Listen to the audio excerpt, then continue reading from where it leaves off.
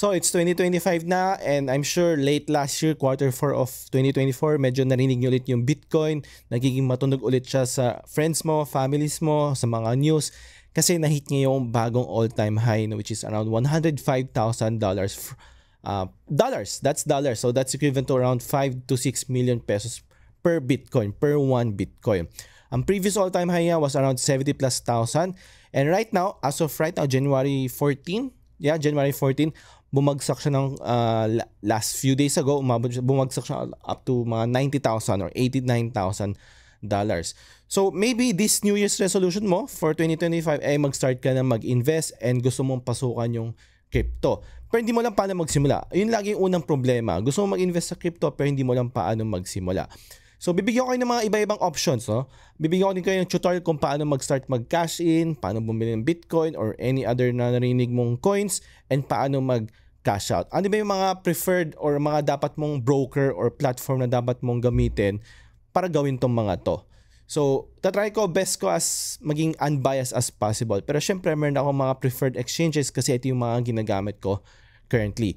But bibigyan kita mga maraming options. Tatry ko maging unbiased as possible. And I'm sure marami ka din makikita mga tutorial videos na about sa crypto 2, 3 a year ago. But itong gagawin ko is for 2025. So lahat ng mga updated na dapat mong malaman ay makikita mo dito sa video na to. Alright, so first things first is syempre kailangan mo ng broker or platform or exchange. So kung meron kang idea or knowledge about sa stock market, syempre kailangan pumili ng broker. Pwede sa BDO, pwede sa BPI, pwedeng Call Financial. Ito yung mga magiging broker or kung saan sila yung magiging middleman. Doon ka bibili ng mga stocks, doon ka magbebenta ng stocks, doon ka rin magka-cash in, doon ka rin magka-cash out. So sa crypto, same lang, halos same lang. Meron din tayong mga broker or platform or exchange na kung saan doon natin gagawin lahat. So meron tayong mga local exchanges. Ito yung mga coins.ph, PDAX, yung dalawa yung top local exchange. Meron din tayong mga nasa e-wallets, like Maya, GCash. So meron din sila mga built-in na crypto feature. Meron din tayong mga overseas na exchange or mga international exchange katulad ng Binance. Yan, I'm sure narinig nyo noong 2020, 2021, 2022. Meron din tayong OKX, Bybit, BitGet. Marami. Sobrang daming international exchanges. So alin ba ang dapat mong gamitin? Local, e-wallet, or international? So may kanyang-kanyang pros and cons yan mga yan. So simulan muna natin sa local exchanges. So sa local exchanges, regulated yan ng BSP. So lahat legal, lahat regulated. Kung baga, wala kang dapat ikatakot, Ang cons naman kasi sa local exchanges, it's either mataas yung fees, syempre regulated sila, meron silang binabayarang tax sa government. So tayo nag-shoulder nun, mga bumibili ng crypto or nagbebenta ng crypto. Tayo nag-shoulder nun. So every time na bumibili tayo or nagbebenta tayo ng crypto sa mga local exchanges, mas mataas yung trading fee na binabayaran natin o yung fees.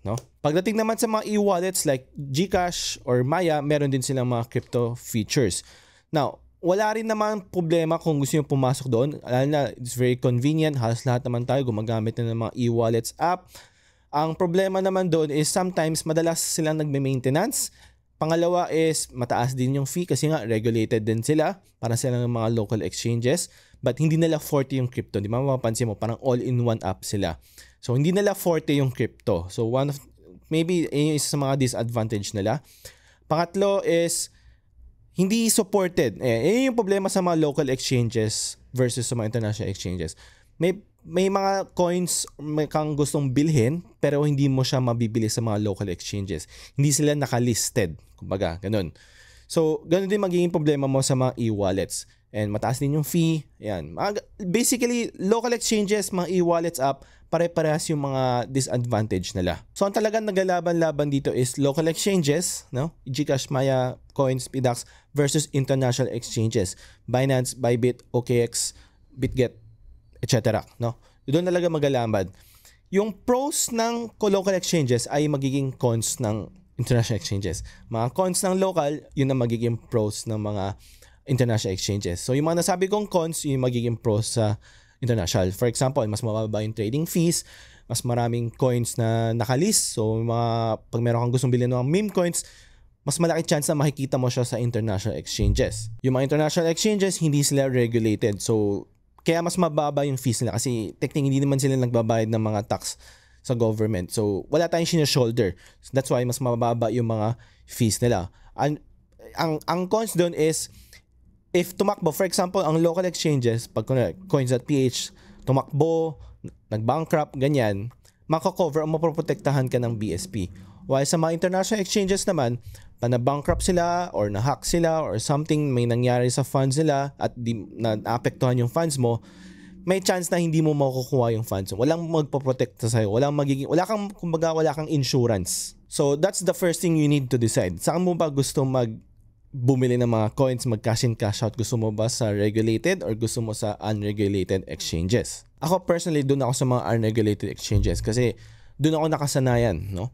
Doon yung convenience. Na doon yung convenience eh. Wala ka masyadong problemahin whether it's cashing in. Kahit international exchange yan, cashing in, cashing out, wala kang magiging problema dyan. Tuturo ko sa inyo mamaya kung bakit. Now, let's say international exchange ang gusto mo, no? So, meron ka mga ibang options like Binance, OKX, Bybit, etc. So, yung Binance, I'm sure narinig nyo siya madalas. But ngayon kasi, I think last year or last year, 2023 or 2024, medyo naging mahigpit ang government sa kina-crackdown nila yung Binance. So, medyo mas mahirap nang i-access ang Binance ngayon. Although, pwede pa rin. Pwede mo siyang i-download sa App Store or Play Store at pwede mo rin silang i-access sa website. Meron silang mirror link kung saan usually Binance.com, di ba? Iniiba na lang, Binance.me na. Pero kung try na mong i-access yung Binance.com, hindi ka makaka-access kasi nga na-block ng mga ISP, mga internet service provider, yung website mismo ng Binance. So, hindi ka makaka-access sa Binance.com. Ang kailangan mo is gumamit ng VPN. Pero kung meron ka namang app ng Binance, wala ka namang magiging problema. But yun nga, meron lang extra step kung gusto mong gamitin sa desktop or sa laptop mo. Ako, ano naman yung ginagamit ko? So, dati galing din akong Binance, but nung nagkaroon ng mga crackdown, kailangan ko din ilipat yung funds ko. Kasi syempre may mga uncertainty about that eh. Makukuha ko ba yung funds ko ulit? Magkakaproblema ba ako? Hindi mo masasabi. So, ang ginawa ko is, para maging safe lang, is nilipat ko funds ko.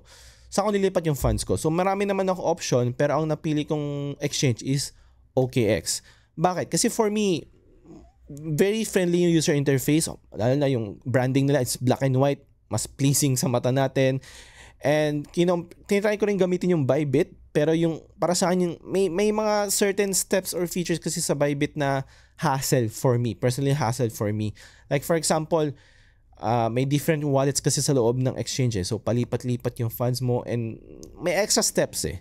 Nahahasalan ako sa Bybit. So, OKX walang ganun. Meron din silang multiple wallets pero hindi siya ganun ka-hassle for me. Preferred exchange ko is OKX kasi kung ano yung features ng mga Binance, meron din naman sa OKX at meron din yung mga extra features yung OKX na wala din sa Binance. Like for example, yung mga trading bots, mas advanced yung mga copy trading or mga trading bots nila. But personally, hindi ko rin ginagamit yun. But maybe sa strategy mo, sa investment strategy mo, pasok yun. Bibigyan ko kayo ng konting brief no, about dun sa mga features na yun mamaya-maya. So, nasa sa inyo naman kung gusto mo sa OKX or Bybit or baka sa mga mid-tier exchanges din katulad ng BitGet, Bing, yung MXC. So, may mga advantage din yung mga mid-tier. So, mga mid-tier, ito yung mga mas mababa yung fees nila compared sa mga tier 1 exchanges. Ito yung mga OKX, Bybit, yan. So, mas mababa yung fees nila kasi yun yung way nila para makapag-attract pa ng mas maraming users, di ba? Kailangan nilang hakutin yung mga users sa tier 1 papunta sa kanila. So, mas mababa yung mga fees nila. Ang disadvantage na nakikita ko sa mga mid-tier is mas mababa yung security nila o yung audit nila, mga ganyan. Kasi, to long story short, kumikita din yung mga mid-tier exchanges or mga exchanges pa nag-list sila ng mga tokens nila. Kasi yung mga projects, yung mga coins, binabayaran nila yung mga exchange para magpalista doon sa mga exchange na yon. So, yung mga mid-tier exchange, syempre, naghahanap sila ng pwedeng pagkakitaan pa. So, doon sila kumikita. So, marami kang makikitang mga shitcoins, yung mga walang kwentang coins na makikita mo sa mga mid-tier exchanges. So, kung hindi ka maingat, bumili ka doon, kala mo tataas, yung pala pump and dump or baka mag 0 or 99% loss yung magiging pera mo. So, yun yung mga pros and cons sa mga mid-tier na international exchanges. So, next na papakita ko sa inyo is paano gamitin yung OKX. Kasi nga, ito yung preferred exchange ko. Ito yung ginagamit ko for the past year or 2 years, no? So dito tuturuan ko kayo paano mag-cash in, paano mag-cash out, paano bumili ng tokens, paano yung mga features, mga iba na lang features na possible na magiging helpful sa'yo. Alright, so nandito tayo ngayon sa pinaka main page ng OKX kung saan mag-login ka or mag-register ka. So nilive ko na yung link nito sa baba if gusto yung gamitin yung referral link ko, if gusto yung supportahan ako.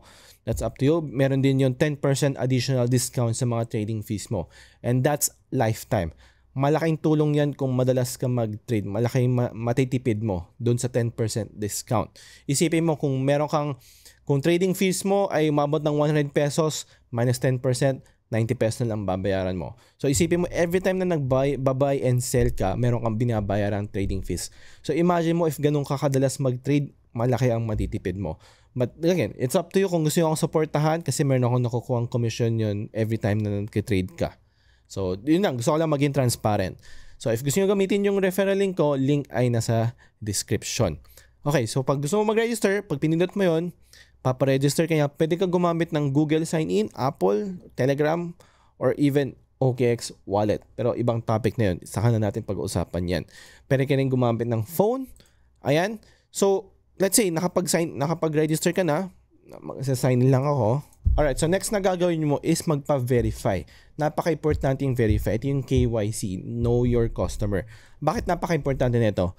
Kasi kung hindi ka nagpa-KYC, hindi ka nagpa-verify, very limited lang ang magiging features mo sa OKX. Right? So, kunyari, pag gusto mo mag-cash in, baka limited lang to 10,000 pesos or 50,000 pesos.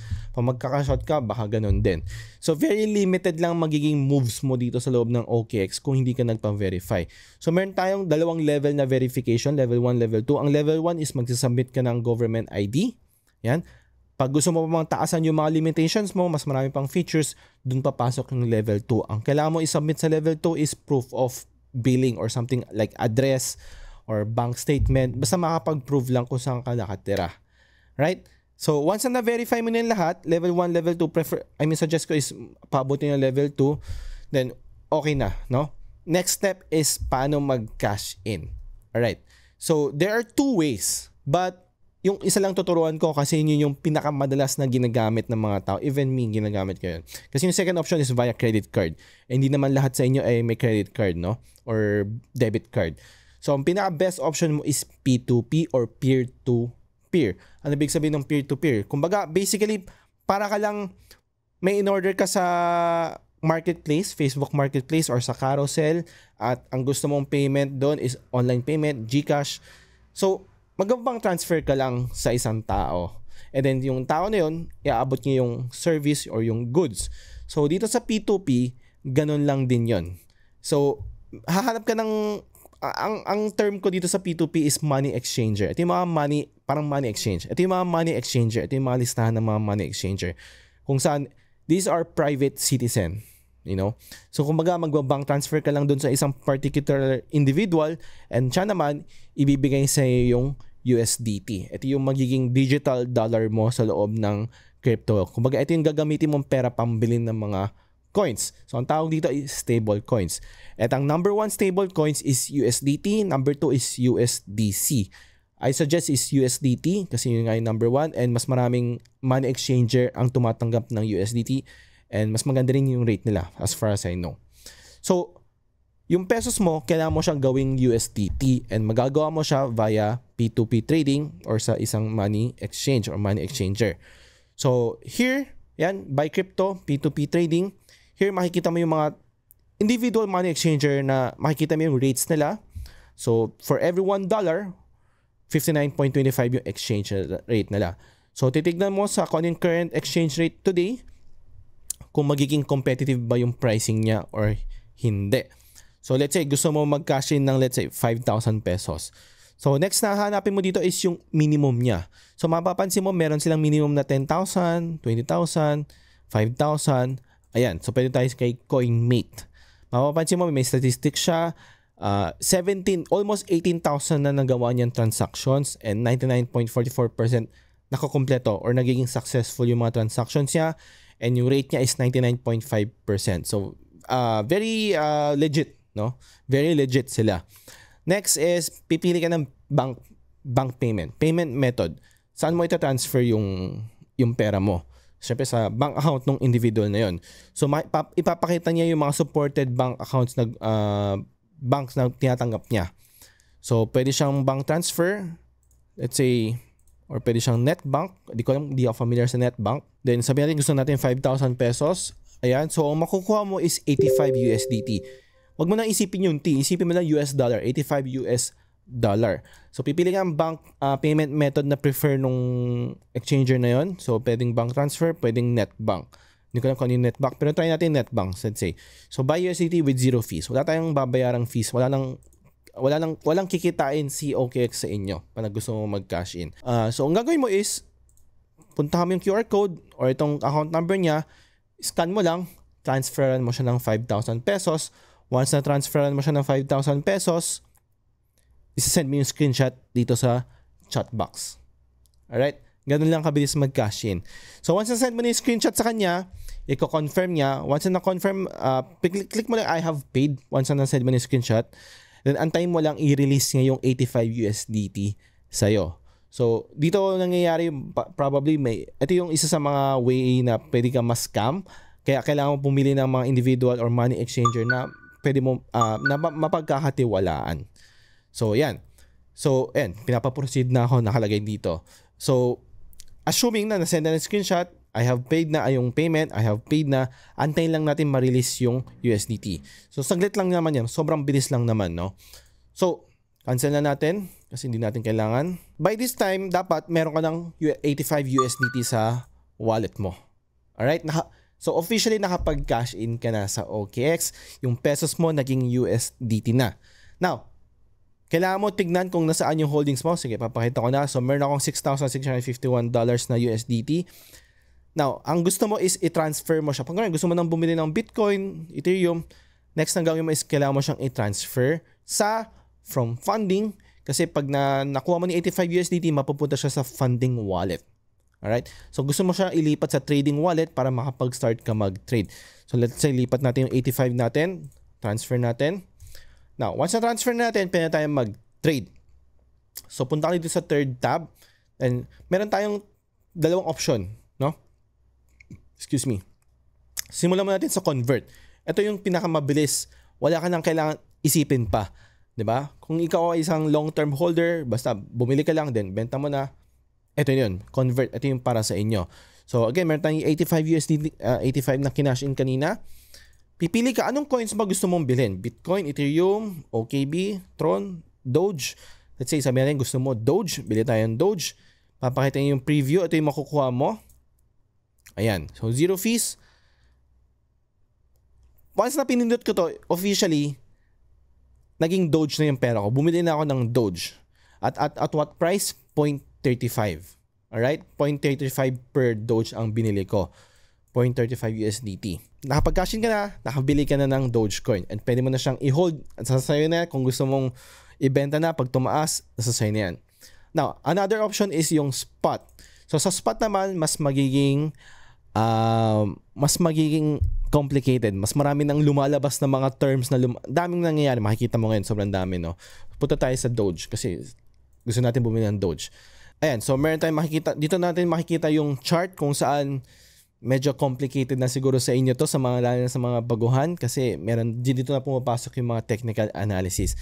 Para alam mo kung kailan ka bibili or kailan ka magbebenta. Dito na pumapasok yun. So, ayan. Di ba? Bumili tayo around 0.35. Ang price ng Doge ngayon is 0.35 din. So, pag umabot siya ng 0.40, 0.45, kumita ka na, no? Pwede mo nang ibenta yung Doge mo via dito or via sa convert. It's up to you. So, kunwari, gusto mong ibenta na, punta ka lang sa sell dito sa right side. And meron tayong dalawang option. Huwag mo na isipin itong TP and SL. Dalawang option. Limit is, pag umabot siya ng at certain, bili natin 0.35. Sabi natin, pag umabot siya ng 0.4, naka-ready na. Naka-ready na yung position mo. Gusto mo siya ibenta kagad ng 0.4. Kumbaga, andyan yan, ready na yan. So, once na-reach ng 0.4 yung Doge, automatic ibebenta niya yan. Yan yung limit. Ikaw nagsiset ng price kung at which price kang bebenta or bibili. Ganun din yan pag bibili. Sa market naman is diretsuhan, no? Gusto mo na kagad ibenta ngayon at kung ano man yung presyo ngayon, diretso na 100%, benta mo na lahat ng Doge mo. So may disadvantage ang advantage ang market. Advantage ng market is mabebenta mo kagad yan. No, wala ka nang problemahin. Ang disadvantage yan is mas mataas yung fees na babayaran mo pag nag-market ka, and malaki chance kung malaki-laki yung puhunan mo na ibebenta mo, malaki chance na hindi mo makukuha yung price na gusto mo. Kasi makikita mo, gumagalaw to. Etong green, ito yung mga gustong bumili. Itong red, ito yung mga gustong magbenta. So pag nag-market price ka, pinint mo, sell Doge at a market price, pipiliin niya yung, kasi syempre, correct, gusto mo magbenta ng 10,000 pesos. Pero itong isang seller, ang binibenta niya at this price is 5,000 pesos lang. So saan mo ibebenta yung another 5,000 pesos? Dun sa next best price, sa next best na seller. Syempre magkaiba yung presyo ng first seller at second seller. Dun ka medyo nalulugi ng konti kasi nga hindi mo nakukuha yung price na gusto mong ibenta. Okay, sorry. So may mga technical errors tayo, so hindi ko na mapapakita yung sarili ko, no? But anyway, so ganun lang kabilis mag-buy and sell dito sa crypto. So nagawa natin 3 steps, ganun kabilis lang. Nagkakapag-cash na tayo, nakabili na tayo ng Doge, at nakapagbenta na rin tayo ng Doge. That's it. Now, let's say nakapag-profit ka na sa Doge, gusto mo nang i-cash out, yung $85 mo, gusto mo nang, let's say naging $100 na siya, gusto mo nang i-cash out, paano mo i-cash out? So, ganun lang din yun. Kung paano ka nag-cash in, ganun ka din paano mag-cash out. So, balik ulit tayo sa P2P trading, but instead of dun tayo sa buy tab, dun tayo sa sell tab. But bago natin gawin yan, syempre, kailangan natin ilipat natin yung USDT natin from trading papunta sa funding wallet. So, baliktad naman. Kumbaga, naka-mirror yung step by step, no? Kung step 1 to step 4, pag gusto mo nag-cash out, step 4, step 3, step 2, step 1. Di ba? Balikan lang. Round trip, kumbaga. So, from trading, balik ulit natin. Ito yung 85 ko. Balik ulit natin sa funding. Transfer natin. Then, balik tayo sa P2P. Instead of buy, dun tayo sa sell. Dito naman, maghanap tayo ng mga gustong bumili ng USDT natin at sila naman yung magbabank transfer sa bangko natin. So, kailangan mo i-register yung bangko mo, no? So, punta ka sa My Profile, then add ka ng payment method. So, i-blur ko na lang to, no? So, mag-add ka ng payment method. So, kung ano man gusto mo, GCash, gusto mo Maya, tumatanggap sila. E-wallets, kahit anong klaseng bank pa yan, tumatanggap sila. Depende yan sa exchanger dun sa taong na yun. Ayan, pipili ka anong gusto mo. Para gusto mo maging specific or naka-filtered out na, pwede kang pumili anong mga bangko na gusto mong ipang cash out, no? Let's say sabi natin gusto mo Shopee Pay for some reason. Ayan. So ito yung mga 3 exchanger na tumatanggap ng Shopee Pay. Syempre medyo mas mababa yung rate na mababa. Ito 33, sobrang lugi ka naman yun. Ito 58.35. So let's say gusto mong ibenta sa kanya yung pinagkakitaan mo na Doge. So press mo lang sell. And yung sabi natin yung $85 mo na nakapag-take profit ka, naging $100 mo. So, ayan makukuha mong pesos sa bangko na pinili mo na kung saan sila mag-transfer. So, dapat ito yung expected amount na makukuha mo sa bangko mo or sa GCash mo or sa Maya mo. So, this time naman, aantayin naman natin na mag-bank transfer siya sa atin. Okay? So, ayan. Unintentionally, nagka-cash out ako ngayon ng 100 USDT but it's fine, no? So, antayin lang natin mag-send naman siya ng proof of payment. Di ba nung cash in, tayo nag-send ng proof of payment ng bank transfer ng screenshot dun sa tao na yun. Ngayon naman, siya naman ang mag-send ng proof of payment sa atin. So, tayo naman yung mag-release ng USDT sa kanya. So, kumbaga, tayo yung naging buyer kanina, no ba? So, antayin lang natin mag-send siya ng screenshot ng payment. So, it may take a few minutes. Depende kung active ba yung exchanger na yon, tong tao na to. Pag hindi siya active, then baka matatagalan ka, no? Yan yung kaya kailangan mo rin maghanap ng mga exchanger na very responsive, lalo na kung inip na inip ka mag-cash out kasi hindi mo may iwasan to na matagal mag-reply, matagal mag-chat, matagal mag-send ng payment. But meron tayong 1 hour to wait. If naubos to, naging 0, hindi pa rin siya nagsisend, pwede natin siya i-escalate kay OKX. Si OKX kasi ang middleman, siya ang magsosolve kung ano man yung magiging problema nyo dito. So, let's say, ang naging problema mo, Sinasabi niya dito is nakapag-send na siya ng pera pero wala ka naman natanggap. Ayan, pwede mong i-escalate yan sa OKX and si OKX na magkakaroon problema. Medyo hassle, very inconvenient pero ganun talaga, no? May mga circumstances na baka possible na mangyari sa yan. So far, sa 4, 5 years or 8 years na experience ko sa P2P, hindi naman 8 years, siguro mga 4 years, 5 years, no? Or 7 years. Wala pa naman ako na-encounter ng ganitong klaseng problema. So, very unlikely naman mangyari yun, no? Itong klaseng tutorial ko is magagamit mo din naman siya sa mga ibang exchanges. Meron tayong mga campaigns. So, pag pumunta ka sa more, punta ka sa campaign center. So, bago ka mag-start mag-deposit, bago ka mag-start mag-trade, i-check mo yung campaign center and make sure i-join mo lahat. Yan. Maraming campaign si OKX. Yun yung isa sa mga kinagandahan ni OKX. Marami siyang campaign kung saan may chance ka mag-earn ng extra rewards or mga prizes. Kumbaga, sumasali ka sa mga contest for free.